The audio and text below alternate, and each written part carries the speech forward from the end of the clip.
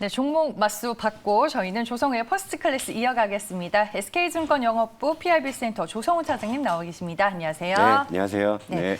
한 주가 정말 어떻게 지나가는지 모르겠어요, 차장님. 사실 어제가 제 생일이었어요. 아, 네. 아 진짜요? 네. 제 카톡에 안 뜨던데. 제가 그 다 차단했어요. 아, 왜냐면 생일 그래서요? 축하 받는 게 이제 부담돼. 아, 근데 왜 얘기하셨어요? 생일 축하드려요. 아니 근데 그러니까 지났으니까 얘기하지. 어제 아침에 얘기했으면 네. 또 댓글에 또 생일 축하 많이 해주셨을 텐데 어제 뭐 미역국 잘 먹고 네. 잘 지냈고 하여튼 뭐 저는 여러분들이 항상 먼저이기 때문에 최선을 다하겠습니다. 알겠습니다. 네, 저희가 오늘 여러분들의 포트 상담 또 도와드립니다. 0220-4822, 0220-4822로 전화 주시면 되고요. 샵 2034로 문자 남겨주셔도 포트 상담 가능하니까요. 오늘도 많은 신청 부탁드리겠습니다. 네, 그럼 오늘 우리의 주제가 될 내용은 뭔지 주제부터 확인해 볼게요.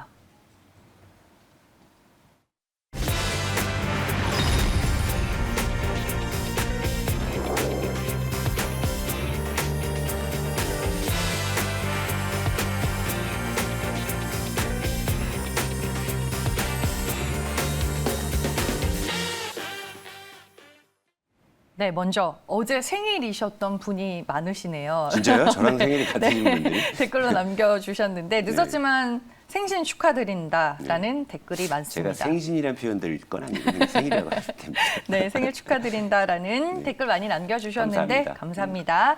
네, 소비주가 맛있어 보여 오늘의 주제인데 어제 저만 그랬나요? 시장이 참 힘들었어요. 저는 뭐 글쎄요, 뭐 그럴 수도 있다고 그러니까 제 그래요? 감정이입하지 말라고 네. 말씀을 드렸는데 사실 제가 보고 있는 이쪽 뭐 테두리 안에서는 뭐 저는 그렇게 시장을 안 탔다라는 생각을 하니까. 아, 저는 예. 어제 시장을 보고 시장의 방향성도 모르겠고 외국인과 기관의 마음은 도통 더 모르겠고 내 마음도 모르겠고 예. 좀 그런 생각이 들더라고요. 그러니까 이제 그 눈에 보이는 거에 이제 조금 지금은 따라 다니시는 게 오히려 나을 수도 있다는 생각이 많이 들어요. 그러니까 앞으로 시장이 어떻게 될까? 뭐 사실 이제 9월 초 되니까 뭐 또 9월 증시 전망해가지고 뭐 9월에는 뭐 시장이 어떨 것이고 뭐 이런 업종이 어쩌고 하는데 네. 근데 저는 사실은 그런 그 중장기 예측을 잘 안 해요. 그러니까 왜냐하면 내일 주가도 못 맞추는데 뭔 그 뭐 일주일 뒤 주가를 맞추고 몇 달 뒤 주가를 맞춰요. 그러니까 지금 저는 항상 매일매일 여러분들께 어떤 시장의 시그널들을 계속 말씀을 드리잖아요. 그러니까 그런 것들이 어느 순간 뚜렷한 이제 색깔을 보일 때 이것이 이제 꽃이 피겠구나 이제 이런 관점에서만 접근하면 의외로 쉬워요. 사실 저는 시장 얘기를 굳이 이렇게 많이 안 해도 된다고 생각해요. 그냥 제가 보는 것만 그냥 보고서 그쪽에서 그냥 딱 종목을 픽을 해서 수익을 내면 되는데 어쨌건 이제 저의 어떤 철학과 아직 여러분들의 어떤 생각은 아직은 좀 거리가 있기 때문에 제가 시장을 폭넓게 이야기하고 이렇게 끌고 들어오는 관점이잖아요. 이 퍼스트 클래스라는 게. 그래서 네. 시장을 보는데 물론 어제 좀 시장이 이제 반락하니까 조금 이제 뭐 힘드셨을 거예요. 사실은. 그런데 저도 뭐 이것은 어디까지나 이제 8월 말일에 이제 갑자기 이제 리밸런싱으로 확 들어올린 거에 대한 그냥 반작용 정도겠구나. 이게 이렇게 생각을 하는 거지. 이걸 갖고 오늘은 또 왜 빠져? 이렇게 생각하면 한도 끝도 없는 거야. 여러분, 그러니까 이런 거예요. 주식이 빠졌다고 그냥 속상해만 하시면 아무것도 되지 않아요. 그러니까 시장은 우리랑 상관없이 우리 사정을 봐주지 않고 그냥 자기 갈 길을 가는 건데 그럼 우리는 어떤 파동에 몸을 실을까 이제 항상 이거를 우리가 집중해서 봐야 된다. 이게 중요한 것 같아요. 네. 알겠습니다. 일단은 뭐 소비주를 눈여겨봐야 된다라고 네. 오늘 주제를 주신 거니까 소비주 쪽 얘기로 풀어주실 거예요, 시장은? 그렇죠. 그러니까 어제 일단은 그 최근에 제가 이제 시장에서 확실하게 좀 간판이 걸린 섹터를 첫 번째 이제 수소차 쪽을 말씀을 드렸고 맞아요. 그 뒤에 이제 계속 추적을 해보니까 이제 소비주가 이제 색깔을 드러내기 시작을 했다. 그러니까 이제 지금 그 시장에서는 수소차 섹터와 소비주 섹터가 가장 확률이 높은 섹터가 되고 있다. 이제 이 말씀을 좀 드리고자 하는 거죠.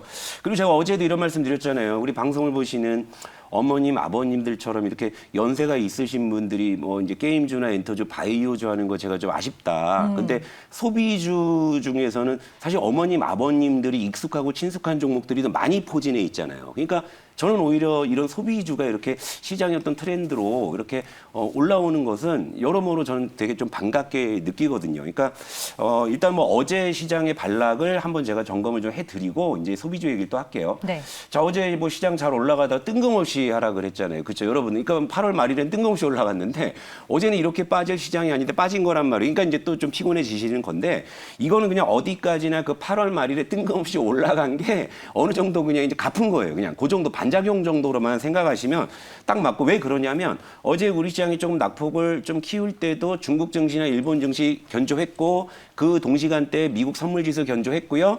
그리고 또 하나 보자면 환율 있잖아요. 환율도 뭐 1160원을 살짝 올라오긴 했지만 전체적으로 안정이 됐어요. 그리고 이제 간밤에 뉴욕 증시가 마감되고 여기에선 다시 1160원을 하회하는 거니까. 그러니까 저는 요거는 뭐냐면 어쨌건 우리나라가 선제적으로 이제 금리를 인상을 했잖아요. 그러니까 네. 저는 당분간은 그 금리 때문에라도 실제로 그 환율이나 이런 쪽은 안정이 될 거라고 보고 있고 시장도 뭐 어제 잠깐 좀 뭐 의외로 뭐 흔들렸다는 것은 8월 말에 갑자기 오른 거에 대해서 일정 부분 좀 되돌리는 작업 정도다. 저는 이렇게 봐요. 그러니까 어제 하루의 어떤 시장에 대해서는 너무 여러분들께서 이렇게 뭐 마음 쓰실 건 없을 것 같아요. 그리고 이제 어제 그럼에도 불구하고 이렇게 좀 시장이 흔들렸음에도 불구하고 뚜렷하게 색깔을 드러낸 섹터가 역시 소비주였단 말이에요. 그러니까 제가 예고를 하자면 그래서 오늘 소비주에서 두 번째 정규 편입 종목이 이따 나갑니다.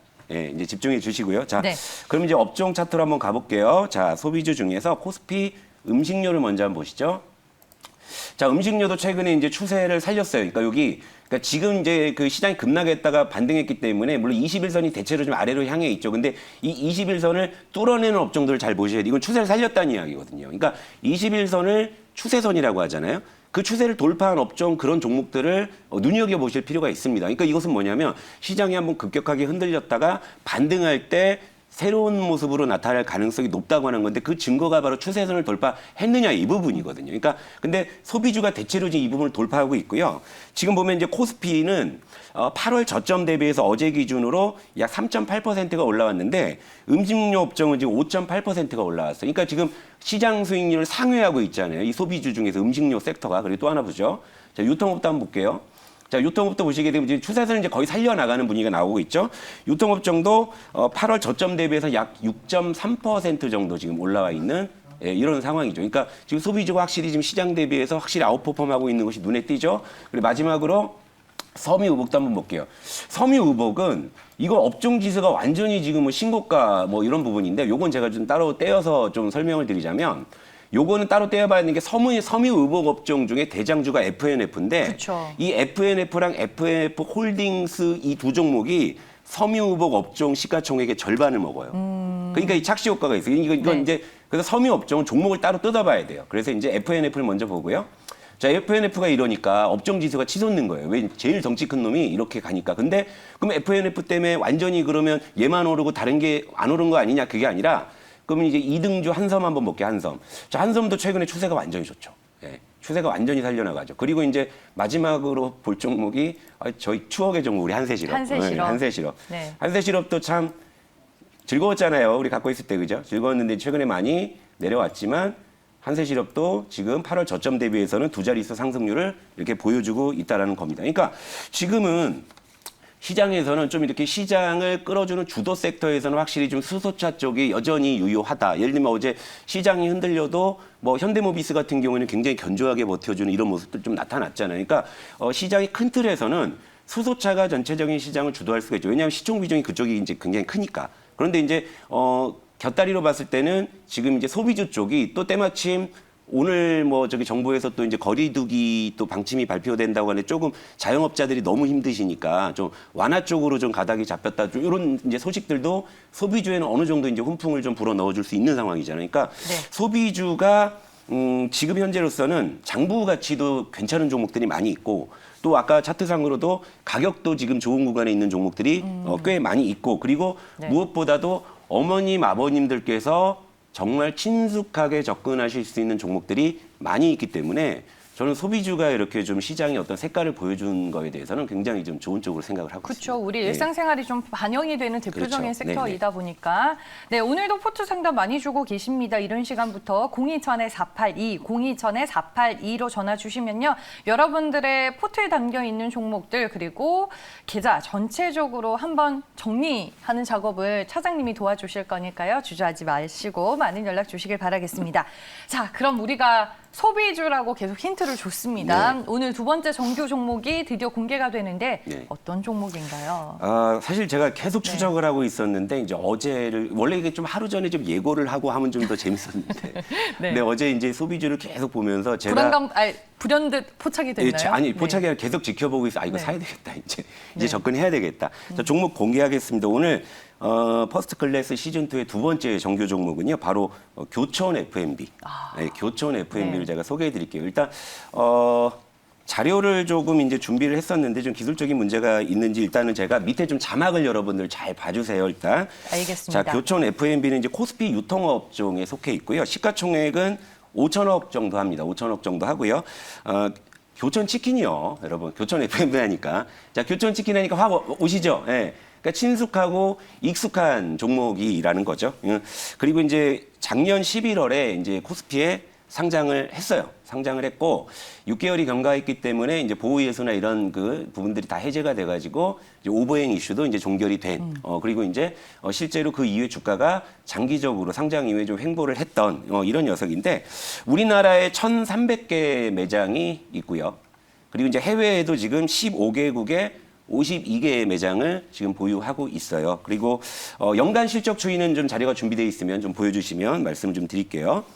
자, 이게 의미가 있는 게 일단 뭐 코로나 국면에서 배달 문화가 이제 확산이 되면서 교촌 F&B는 실적을 상당히 선방을 했습니다. 일단 뭐 치킨 하면 또 배달의 대명사 아니겠습니까? 그리고 이제 교촌 치킨이라고 하면 그 치킨에 처음으로 이제 배달료를 도입한 장본인이기도 해요.